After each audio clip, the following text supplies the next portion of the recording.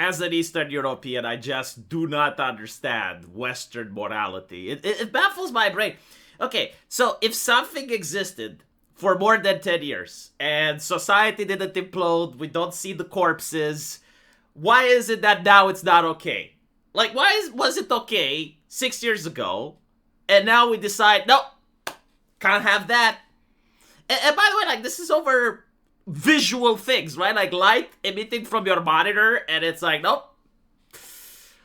Now the interesting thing is that I haven't played this game. A lot of people said it's a classic. It's a horror adventure, basically, where you play as a group of students and you encounter more and more horrifying things. And the game isn't just about survival, but it's about the relationships between the students themselves.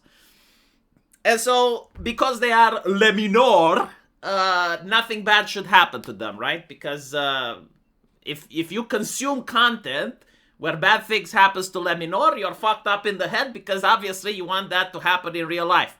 So you're basically like a person that's almost willing to snap and do something horrible. And so it would be immoral for adults to play this video game. They're just fucked up in the head.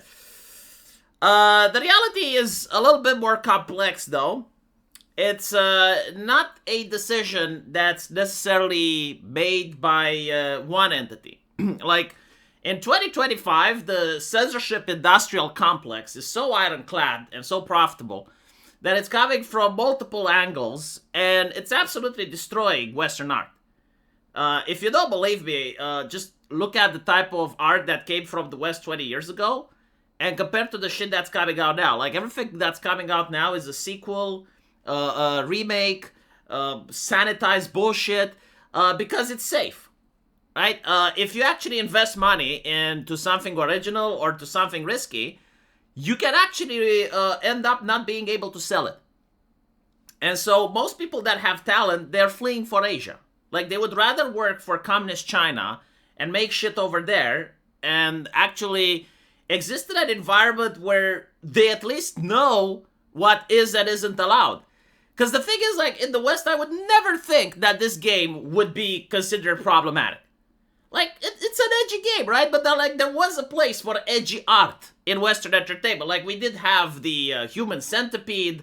We did have Corpse Party before, right? Like, we did have Manhunt.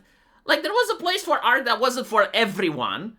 But that doesn't mean, like, someone playing Manhunt is a sick fuck, right? Like, it just means that it's a person that maybe enjoys the adrenaline, or maybe enjoys body horror, or whatever. The thing is, like, I never even thought about minors in art before until people started pointing it out. Like, for me, it was always quote-unquote cartoon characters.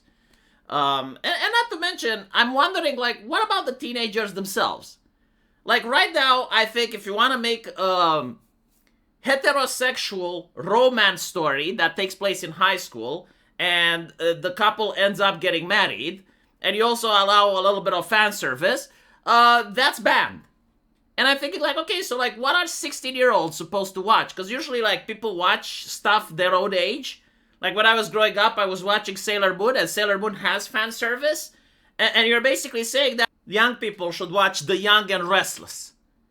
They should watch OnlyFans. I generally don't know, like, what is the content now for a teenager that went through puberty and wants to watch some romance? They want to watch something that's with human interaction, like an anime where the guy gets the girl. Because I understand, like, all these animes are bad, right? Like, even Rental Girlfriend is problematic now, and they want to shut it down because it's got minors in it. So, like, okay, but, like, what are minors supposed to watch? We're not talking about, like, hardcore pornography or hentai. We're talking just, like, normal romance with a little bit of fan service, like we watched when we were young. Is this not okay now as well? And so we're moving to Corpse Party. Okay, why is this a problem? From my understanding, it's not hentai, right? But again, there's minors, like maybe there are a couple of scenes with ripped clothing. I don't know. I haven't played the game. But what I do know is that payment processors are uncomfortable with it. I do know that feminists on Blue Sky are uncomfortable with this type of game. Puritans on Twitter are uncomfortable. There's platforms that aren't allowed to sell the game because the payment processors have a knife at their throat. And then there's probably legislation in some countries.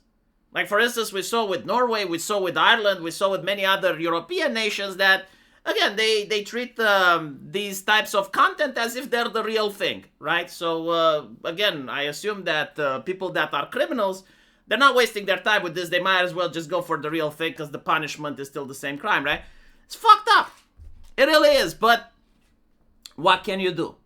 As I mentioned before, the main problem isn't that people can't play this game, because obviously they can, right? Like, if someone wants to pirate it, they will. The main issue, though, is that other creators, like people who want to make entertainment and they want to make indie games, they're very unsure about what they are and aren't allowed to make anymore. Because anything can trigger people, like the coffin of Ashley and Lele, right?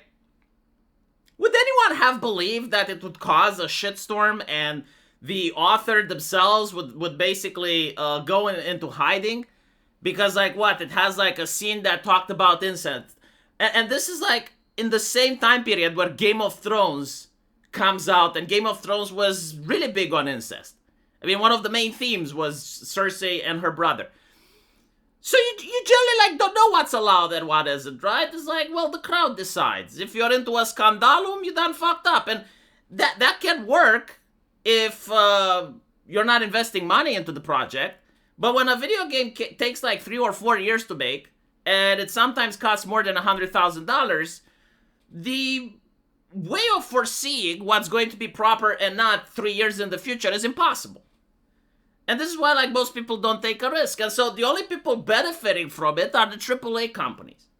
And they're not taking risks at all. I mean, all they're doing is, like, they're keeping to their franchises. They're not branching out. They're not creating anything new. And when they make a remake or something like that, as we saw with GTA, they decide to remove the hookers. They decide to remove the jokes about trans people. And you get, like, something that's extremely sanitized, and, you know, it doesn't really make you feel anything. Like, there's no human emotion. In this game, like, okay, you're playing with some teenagers, right? Well, obviously the instinct of protect is there. It activates the lizard brain, so I would care more about these characters than I would care if they were, like, elderly people, right? If Nancy Pelosi was in this game, like, even if it's the same story, and even if it's, like, the exact same vibe, and the soundtrack and everything, like, the very fact that the character is now Nancy Pelosi, it makes the emotional weight that I get by seeing Nancy Pelosi on my screen is obviously different than if I see a cute anime character which is drawn in a way to attract sympathy.